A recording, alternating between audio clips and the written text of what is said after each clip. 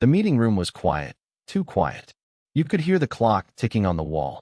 Sophie Allen stood at the front, her laptop still open from the report she had just presented. She looked calm on the outside, but inside, her heart was beating fast. Then her manager, Daniel Grant, spoke up. "You're imagining things, Sophie," he said loudly. "Women like you always blame others when they feel left behind." The words felt like a slap. Cold, public, meant to embarrass her. Around the table, people looked up. Some looked surprised. Some avoided her eyes. Not a single person stood up for her. But Sophie didn't flinch. She didn't argue. She just looked at Daniel for a moment, then slowly closed her laptop, picked up her notebook, and walked back to her seat. She had worked at Newton and Fox Consulting for nearly 6 years. She was good at her job. Smart, focused, always on time. She thought that would protect her. But she had been wrong. Daniel Grant, her manager and someone she once looked up to, had just accused her of lying. In front of the entire leadership team. Later, the company sent a meeting summary. It said Sophie had a performance concern. Just enough of a reason to put her on temporary leave. Just enough to make it look like her exit was her own choice. That day, Sophie walked out of the office quietly. She didn't say anything. She didn't cry. But she knew one thing very clearly. Daniel had just made the biggest mistake of his career. Because Sophie had been waiting for this moment. Every message, every strange comment, every late-night text that made her feel uncomfortable. She had saved everything. Daniel thought she would stay quiet, that she would be scared. But Sophie wasn't walking away. She was walking toward the truth. And this was only the beginning. 6 months earlier, everything seemed perfect. Sophie had just been promoted. Her report on a big client project had impressed everyone. Senior partners praised her. Daniel, her manager, even called her into his office to say, "You've got potential, Sophie. Let's make sure the rest of the firm sees it." Back then, Sophie thought he meant it. Daniel had always seemed supportive. He gave her chances to work on major projects. He even introduced her to important clients. She thought he believed in her skills. But slowly, things started to feel different. It began with one late-night message. "You're sharp when you're focused," he texted. "Kind of hard to take my eyes off you when you're working late." Sophie stared at the screen. Was that a compliment? Or something else? Daniel was married. He had 2 kids. He was known in the company as a serious professional. Maybe it was just a bad joke. She didn't reply, but the messages didn't stop. Next, he started commenting on her clothes and meetings. Asked her personal questions. Suggested they meet privately to go over details. One day he said, "Let's review your strategy proposal after hours, just you and me. It'll be quieter." Sophie felt uneasy, but she agreed. He was her boss. Saying no felt risky. At first, those meetings felt normal. They talked about work. But then one evening, while standing by the copy machine, everything changed. Daniel stepped too close. His hand brushed her arm. "You know," he said softly, "getting to the next level here is about more than just good work. It's about trust. About what we build together." Sophie froze. She left the office quickly that night and called her older sister, Natalie, a lawyer in Boston. "There's something wrong," Sophie whispered. "I think he's crossing the line. I don't feel safe anymore." Natalie didn't wait a second. "You need to start documenting," she said firmly. "Every message, every meeting, every comment. Don't trust HR right away. Trust your records." That night, Sophie created a folder on her personal drive. She began taking screenshots, saved voicemails, wrote down dates, times, and what was said. She didn't know what she'd do with it yet, but she knew one thing for sure. She wasn't crazy, and she wasn't imagining it. From that day on, Sophie became quiet, but sharper than ever. She smiled during meetings. She did her work perfectly. She answered emails on time. To everyone else, she looked like the same calm, professional woman they always knew. But behind the scenes, she was building something. Her file. Every time Daniel sent a strange message, she took a screenshot. Every time he touched her arm too long or made her feel uncomfortable, she wrote it down in a private journal. She even recorded the time he stood behind her while she worked, saying things that had nothing to do with her job. She didn't just save things on her laptop. She saved everything on an external drive, and then backed it up in her personal email and a cloud folder with a password only she knew. No one at the company knew about it, not even her closest work friends. To them, Sophie was focused, maybe a little quiet, but still herself. Daniel seemed to think everything was fine too. He started acting more confident around her, like he had power over her. His messages became bolder, his comments louder, even in team meetings. And that's when Sophie realized. He didn't think she would ever fight back. One day, he leaned in and whispered during a team lunch, "I've seen a lot of people come and go, Sophie. If you want to stay here, it's important to stay connected." That evening, Sophie went home and sat at her kitchen table for hours, staring at her screen. The folder was full now, over 150 files, messages, screenshots, voice recordings, even 2 printed notes he had left on her desk. She stared at the title she had given it weeks ago, "Just in case." Now, it was no longer just in case. She was starting to feel ready, but she knew she had to wait for the right moment. One mistake, and it could all disappear. She couldn't trust the company's systems. She couldn't even trust HR. She had to play the game. Smile. Nod. Stay quiet for now. But inside, Sophie wasn't scared anymore. She was getting stronger. And Daniel, he had no idea what was coming. 2 weeks later, it finally went too far. Sophie was finishing a report when another message popped up from Daniel. This one was different. Not just unprofessional, but deeply inappropriate. The kind of message that left no room for doubt. Her hands were shaking. Her face turned cold. This wasn't just crossing a line. This was proof. The next morning, she printed a few of the worst messages. She didn't include everything, just enough to show a pattern. She walked into Human Resources and asked to speak with the HR manager, Linda Moore. Linda seemed polite, kind, even. They sat down in a private room. Sophie explained everything, from the first strange message to the latest one. She handed over the printouts. Linda nodded, took notes, and said all the right words. "This is serious, Sophie. I promise you, we'll handle it carefully. You did the right thing by coming to us." Sophie left the office that day feeling scared, but hopeful. She had followed the rules. She had trusted the system. But then nothing. A week passed. No response. No follow-up. Just silence. Sophie waited. Then she sent a polite email asking for an update. The reply came 2 days later. "Hi, Sophie. After checking our system, I don't see any formal complaint filed under your name. Are you sure you met with someone from HR?" Her heart dropped. She stared at the screen. Her fingers froze on the keyboard. They were pretending the meeting never happened. The documents she handed over, gone. The notes Linda took, gone. Her voice, silenced. The next day, Sophie went back to HR in person. Linda met her with a calm smile. "If you have any concerns, we're happy to schedule a time to talk," she said, as if nothing had ever been reported before. That's when Sophie knew. Daniel's influence didn't stop at her team. He had friends in every corner of the company, even in HR. But Sophie didn't panic. She didn't argue. She went home, sat in silence, and updated her folder. She typed up everything that happened in that room. The time, the words, the exact way Linda's face looked when she pretended to forget. She saved it.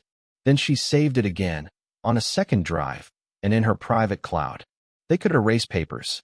They could delete files. But they couldn't erase the truth. And Sophie was no longer hoping for justice.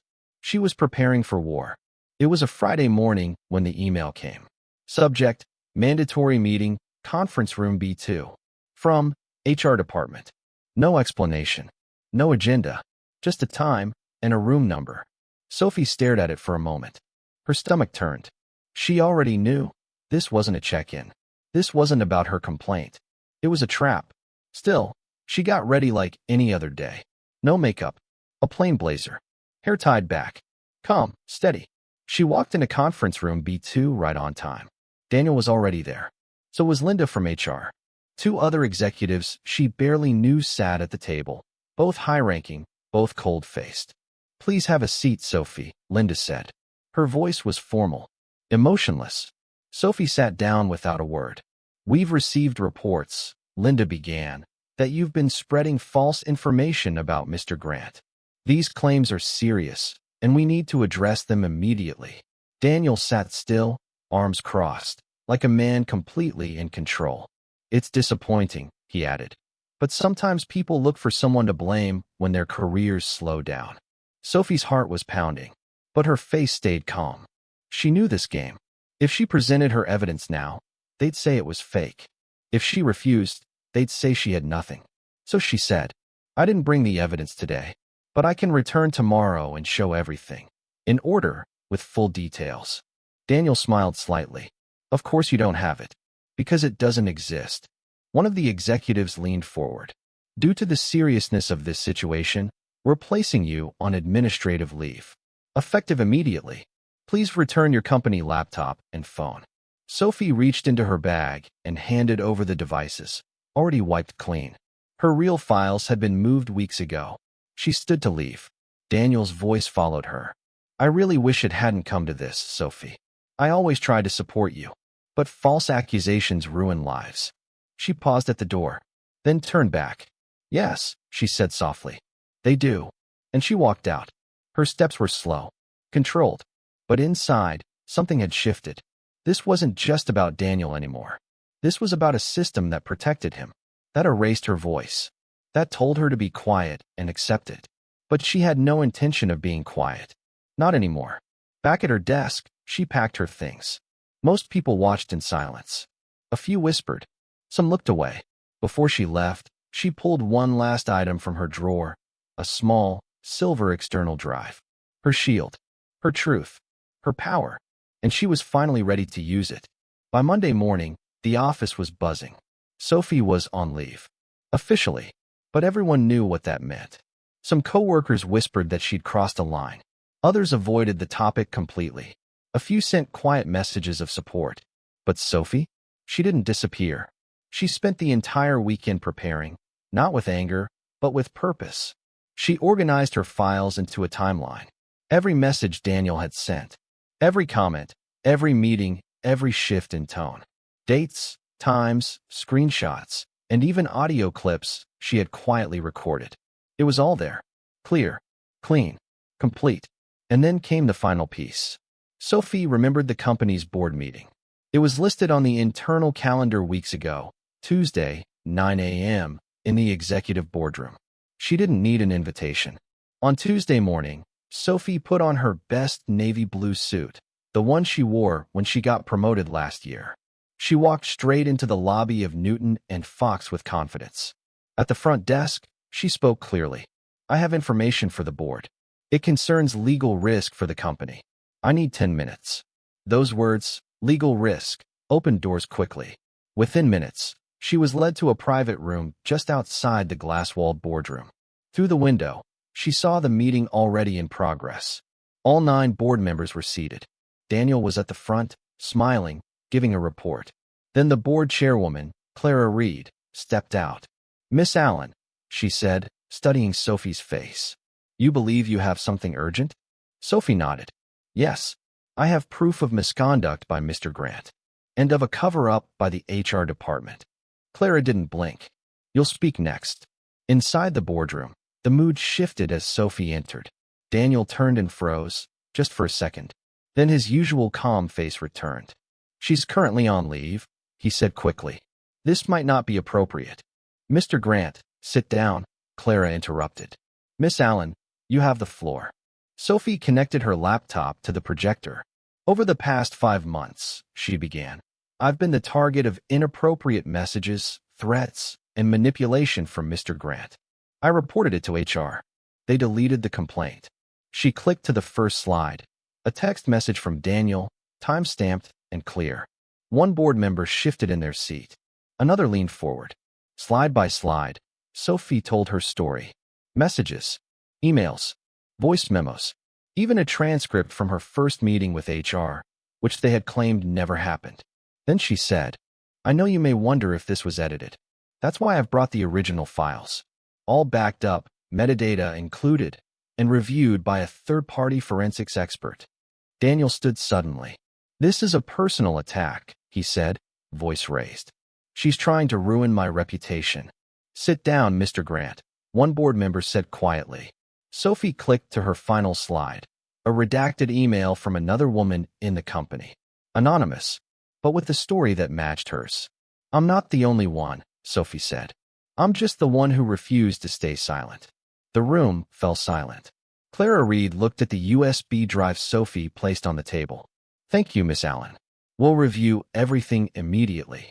Sophie nodded, packed up her things, and walked out of the boardroom. And for the first time in months, she smiled. By the next morning, Daniel Grant's name was gone from the company website. No statement, no warning, no goodbye. Sophie didn't hear it from HR. She saw it herself, sitting in a quiet corner of a cafe across the street, sipping coffee and watching the glass tower of Newton and Fox. At 9:14 a.m., Daniel walked out of the building. 2 security guards walked beside him. His tie was loose. He carried one small cardboard box in his hands. It was over. Her phone buzzed. "Natalie, industry blogs are already talking about it. You did it, sophomore. You really did it." But that wasn't the most important message. That afternoon, Sophie received a phone call from a private number. "Miss Allen? This is Clara Reed, chairwoman of the board." Sophie's heart skipped. "I want to personally apologize for what you endured. The board voted unanimously this morning to terminate Mr. Grant's contract. We've also placed the head of HR on leave while we bring in an outside team to review all past complaints." Sophie listened quietly, grateful, but not surprised. She had forced them to see the truth. And now, the truth was doing the work it was meant to do. In the weeks that followed, 2 more women from different departments came forward. Their stories matched Sophie's. The same tone, the same silence, the same fear. But now, they weren't afraid. They weren't alone. Sophie had opened the door, and others stepped through it. Daniel tried one last time to save his image, a lawyer's statement claiming it was a planned attack by angry employees. But no one believed it. Sophie's evidence was too strong, too organized, too real. Legal experts called her case textbook perfect. Media articles called her a quiet fighter who didn't flinch. But Sophie wasn't chasing headlines. She just wanted to breathe again, to walk into a room and not feel watched, to check her phone without fear, to know that her voice had mattered. 3 weeks later, her phone rang again. This time, it was from Hale and Porter, one of the top consulting firms in the region. A woman's voice came through, calm, respectful. "Miss Allen, my name is Rebecca Hale. I followed your story. What you did was courageous. We could use someone like you here." Sophie listened as the offer came. Director of Ethics and Risk Strategy. 2 levels above her old role. A 45% salary increase. Her own team. Full decision-making power. Full respect. She didn't have to think long. She accepted. And on her first day, as she walked into her new office, a space filled with sunlight and quiet confidence, her new boss introduced her to the team. "This is Sophie Allen," Rebecca said. "You may know her story, but what matters most is what she stood for, not just for herself, but for everyone who couldn't speak up." The room clapped, not out of habit, not out of politeness, but because they meant it. Sophie took her seat, looked out the window, and smiled again. She hadn't planned revenge. She had simply refused to be erased. And that was more than enough to change everything. Enjoyed the story? Give it a like and let us know your thoughts in the comments. And don't forget to subscribe. More powerful stories are just around the corner.